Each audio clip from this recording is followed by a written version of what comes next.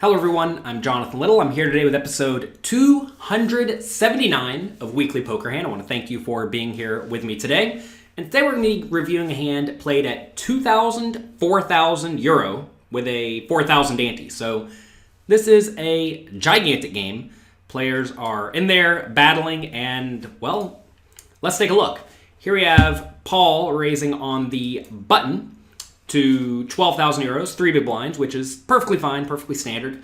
Notice the players are playing about 125 big blinds deep, so pretty deep stacked game. So Paul raises button, and now Tony G, who enjoys playing pots, he picks up King 9 offsuit in the small blind. And this is a hand where I think I'd probably just prefer 3-betting. It is worth mentioning Isaac Haxton is in the big blind. He's also just a very, very strong player. And 3-betting is going to get Isaac Haxton to fold way more often than if you call. And you don't really want to be playing hands like King 9 offsuit 3 ways out of position. So I think you would prefer to just go ahead and 3-bet immediately. And to be fair, Paul probably would have stuck around with the Queen 8 of hearts. But realize then Tony G is making the pot a little bit bigger with an okay hand. And he also pretty much ensures Isaac Haxton plays relatively straightforwardly. So I definitely think this is a hand that you probably want to elect to 3-bet. But Tony G does call, which is, acceptable. It is worth mentioning if you are watching this on jonathanlittlepoker.com or on YouTube, the chips seem to be, the small chips are 1,000, the big chips are 10,000. So kind of abnormal chip denominations. All right, flop comes King 7-2, giving Tony G a top pair and giving Paul undercards with a backdoor flush draw. Okay, so now Tony G does something relatively odd. He elects to lead for 20K. And this is something some players do with a lot of their marginal made hands just to get protection, to extract value from some worse hands. But a problem with this is that if you do face a raise, it puts you in a pretty dicey scenario. Now, these players probably have a decent amount of history. I've seen them playing before, I believe. So because of that, I think we can at least assume that both players have some idea of how the other plays. So if Tony G thinks he can lead here and then induce Paul to raise with all sorts of junk, then leading and then just calling down from there is actually pretty sweet, right? Because you're going to end up extracting a lot of value because he's going to be bluffing with stuff like, well, Queen 8 suited, and he's in very, very bad shape. Like you in this scenario, he has 5% equity, not a whole lot, right? So if you know your opponent's going to raise a lead almost every time, then leading becomes a really, really strong exploitative play. But from a game theory optimal point of view, this is a scenario where Tony G probably doesn't want to be doing a whole lot of leading. I mean, it depends on his range, of course, but with this type of hand, you're usually just very happy checking and letting the pre-flop raiser drive the action. But he does lead 20K, and now Paul has an interesting decision where if I was in Paul's shoes, I would probably go ahead and raise this hand with backdoor draws. Calling is also fine. Notice he would have to put in 20 into a pot that would go up to 72,000. So he's getting pretty good pot odds in position with a hand that's going to turn a lot of equity. He can probably bluff on an ace. A queen or an eight's going to be good sometimes. It's a dicey spot. So this is a scenario where Paul has a hand that is like almost good enough to call, but kind of on the border. And in that scenario, you usually should be leaning towards either fold or raise. And I think I like raise with this hand. It's just not a good draw, right? It's a bad draw. But being relatively deep stacked and in position, and knowing there are going to be at least some cards on the turn that are decent for you, I think raising makes a lot of sense. And that is what Paul does. He cuts out a raise to 70,000.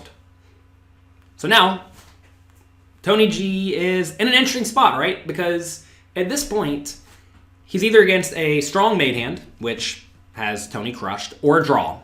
And there aren't really very many obvious draws on King 7-2, so the draws are going to be pretty bad draws. So either Tony G has a lot of equity, or he has relatively little, right? Because if Paul's raising with like King Queen, Tony's drawing to exactly a 9.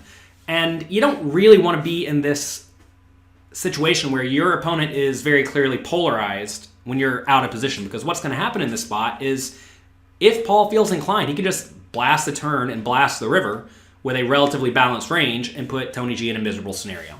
So you have to be. This is why you do not necessarily want to lead, because I understand Tony G's in great shape in this scenario, and he's especially going to be in great shape if he's using this leading strategy as an exploitative play, because he knows, or I'm presuming that he knows that Paul's going to raise a lot.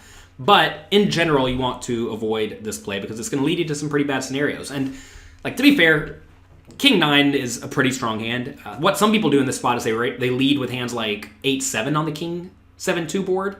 And then when they get raised, they're going to be against either good made hands or stuff like Queen Jack of Hearts that has plenty of equity, which is definitely not where you want to be.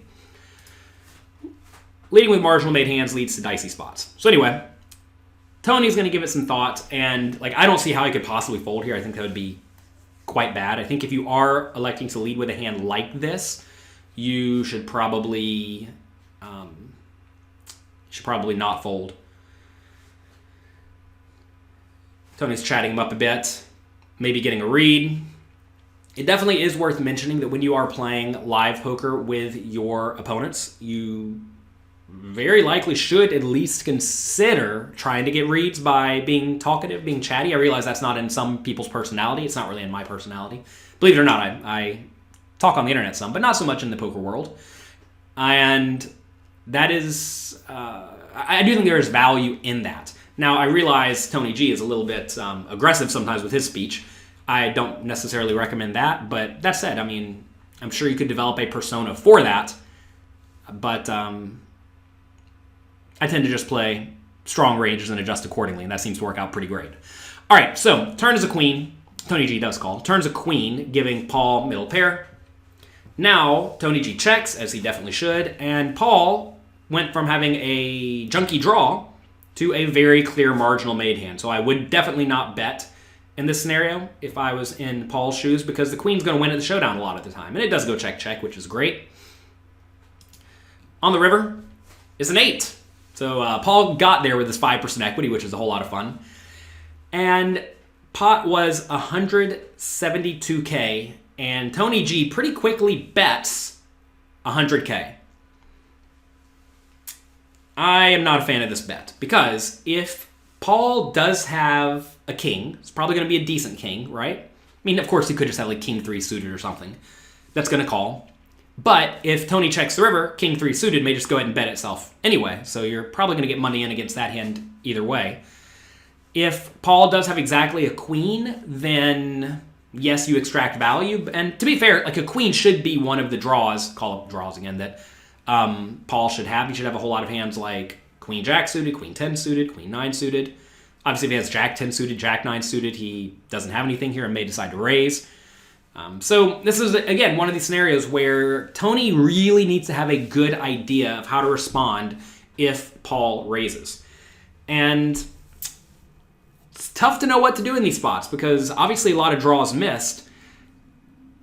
So I think if Tony does get raised here, there are a lot of potential bluff hands. However, Tony's range looks at least decently strong, right? I would not expect Tony to just be running a very, very thin value bet or a total bluff here all that often. Because think about it from his point of view, right? He bet the flop, got raised decently large. So Tony really should not have a whole lot of hands like jack 10 of hearts at that point. So Tony's range looks a whole lot like a made hand. So on the river, if Tony does bet here and Paul raises, you have to think that Paul has a strong hand because Tony has made it somewhat clear that he is a strong hand, right? And against strong hands, you typically, if you have announced I have a strong hand and then somebody still raises you, they probably have something pretty good. So now, should Paul raise? I think he probably should. He really doesn't lose to much here besides king 8. That's about it. Maybe like queen 7 somehow. So, oh, I'm sorry, he beats queen 7. So he beats basically everything. So when Paul rivers 2 pair facing a 100K bet, he should raise. He's trying to get called here by, well, mostly a king, right? So how much will a king call? Probably not too much. Again, this is where it really does depend on your opponent and their general tendency.